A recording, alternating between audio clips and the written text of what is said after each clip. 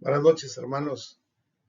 Estamos hoy estudiando las instrucciones que Dios dio a Moisés para construir un altar de bronce que estaría ahí cerca, enfrente, por fuera del tabernáculo de reunión. Un altar de bronce que tiene un gran significado y que debemos conocer nosotros también. ¿Por qué había un altar de bronce? Porque el Señor lo ordenó. Porque lo construyó Moisés y lo siguieron usando hasta el tiempo de la venida del Señor Jesús. ¿Y por qué dejó de usarse? Pero también, ¿qué es lo que simbolizaba y lo que significaba? ¿Y cuál era el mensaje de Dios a su pueblo con este mueble?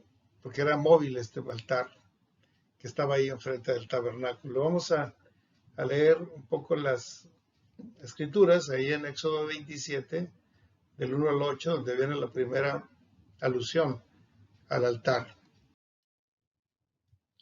Dice: harás también un altar de madera de acacia, de 5 codos de longitud y de 5 codos de anchura, y será cuadrado el altar, y su altura será de 3 codos. Y lo harás cuernos en sus 4 esquinas. Con los cuernos serán parte del mismo, y lo cubrirás de bronce, todo el altar.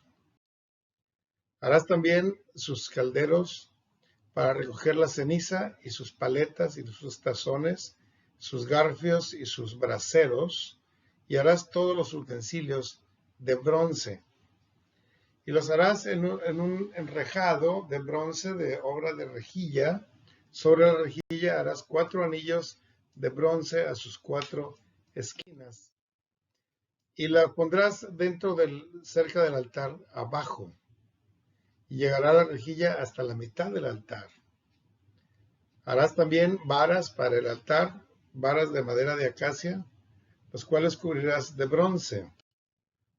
Y los varas se meterán en los anillos, y estarán aquellas varas a ambos lados del altar cuando sea llevado. Lo harás hueco de tablas de la manera que fue mostrado en el monte. Así lo harás.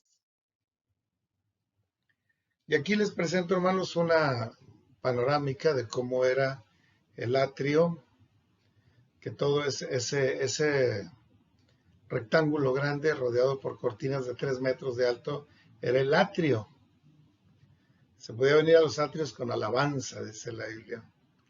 Y miren ustedes cómo acá en la parte baja se encuentran unas puertas de cortina, donde podían entrar los visitantes al santuario, que eran los hijos de Israel. Y al entrar se encontraban con el altar en primer término. Más allá estaba la fuente del lavatorio, y luego la tienda del tabernáculo, que estaba hecho de puras telas fuertes, las telas fuertes de afuera que tenían forma así inclinada, y las cortinas de adentro que tenían forma cuadrada y que limitaban el lugar santo, y más al fondo el lugar santísimo. Esto es el santuario. Pero fíjese la ubicación del altar. La ubicación, se ubicaba en el atrio del tabernáculo de reunión, inmediatamente por afuera del tabernáculo. Era la primera estructura que veían los israelitas al visitar el tabernáculo y traspasar los pórticos. Así era. Y ese es un acercamiento del altar, construido de madera de acacia, forrado de bronce por fuera y por dentro, con cuernos en cada esquina, con anillos a la mediación de la estructura, y unas varas para poder cargarlo y transportarlo. Era muy importante que fuera transportable este altar, porque si la presencia de Dios estaba en un lugar fijo, por ejemplo en el monte Sinaí, entonces todos tendrían que ir al Sinaí cada vez que quisieran adorar al Señor. Pero no, el Señor demostró que no estaba en el Sinaí, ni en lugar alguno, sino que iba en medio de su pueblo. Ese es el mensaje que Dios quiso dar con el hecho de que tanto el tabernáculo como el altar, el arca misma, eran móviles. Y en su estructura no se le puso ruedas, se les pusieron varas para que los llevaran cargando en vilo los sacerdotes de Israel, los hijos de Aarón. Fíjense cómo está forrado de bronce, cómo hay en medio una rejilla que separa las maderas del fondo y los carbones de las víctimas, a fin de que el altar no se consumiera por el fuego. La rejilla era metálica, así como los asadores de hoy en día, pero el altar nunca se quemó. Esos son los componentes del altar. Una estructura hecha de madera de acacia, un cuadrote, una caja de madera muy grande, de una madera muy fuerte, claro, de 2.5 metros de largo, 2.5 metros de ancho, 1.5 metros de alto, casi le llegaba aquí a la altura del pecho a los sacerdotes, aunque los sacerdotes tenían una escalerilla para subir y manejar el cuerpo de la víctima. Estaba forrado de bronce que separaba la madera de acacia del fuego presente en el altar.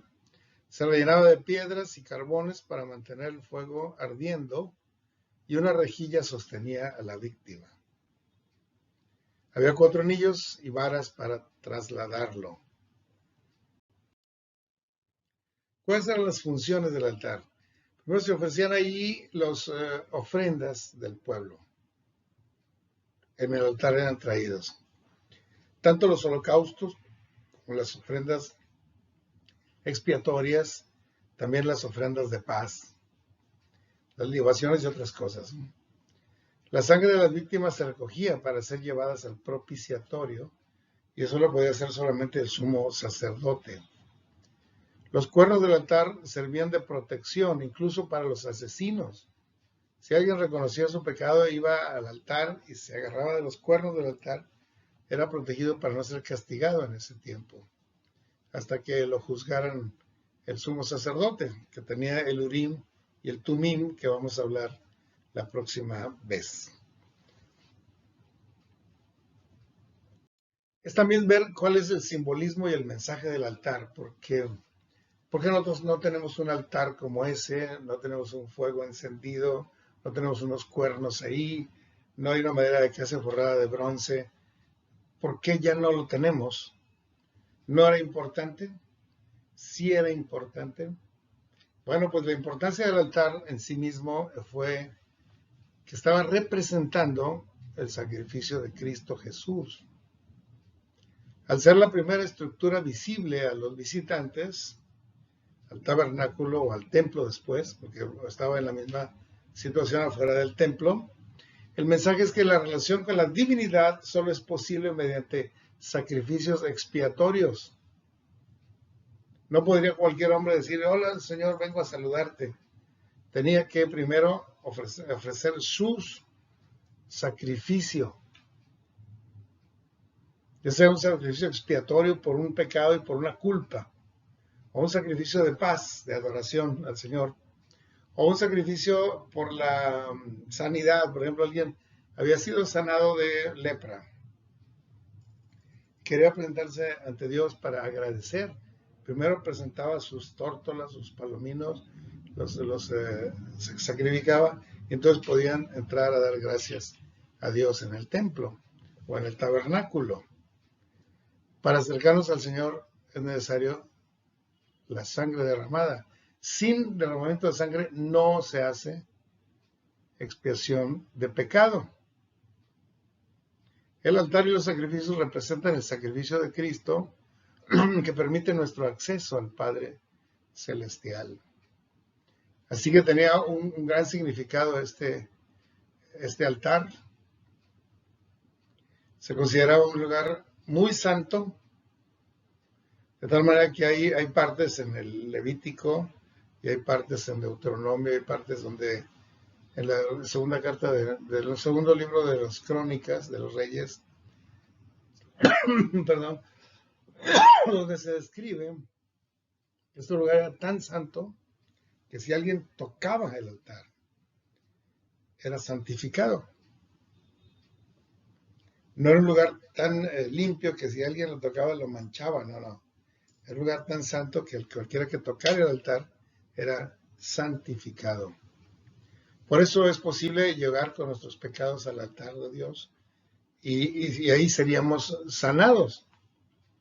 Cuando Isaías vio la magnificencia del trono celestial y cómo la presencia de él, las faldas henchían el templo, estaba viendo al Altísimo, él se lo tiró al suelo y dijo, ay de mí, porque soy hombre de labios impíos y pertenezco a un pueblo de labios inmundos también. Pero el Señor mandó un ángel con un carbón encendido del altar y tocó su boca y lo santificó. Así de poderoso sería el efecto del altar sobre las personas. Hoy sabemos que es el efecto de Jesucristo, que se ofreció a sí mismo en el altar de Dios. No fue en ese altar humano, no fue en el Gólgota cruel, en una cruz, que sí lo hizo físicamente, pero su sacrificio por nosotros fue presentado no ante Satanás, no ante los romanos, no ante los judíos, fue presentado ante Dios mismo como suficiente para que nosotros podamos llegar al Padre. Porque yo soy el camino, la verdad y la vida. Nadie viene al Padre si no es por mí. Entonces el altar era la forma en que uno podía entrar a la presencia de Dios y adorar y alabar y pedir perdón y confesar. Por eso decían, todo varón se presentará 3 veces al año, pero ninguno se presentará con las manos vacías, porque era necesario presentar nuestra ofrenda y nuestro sacrificio. Pero repito, el sacrificio de Cristo ya está dado y somos libres de pecado ya, limpiados de pecado y de maldad.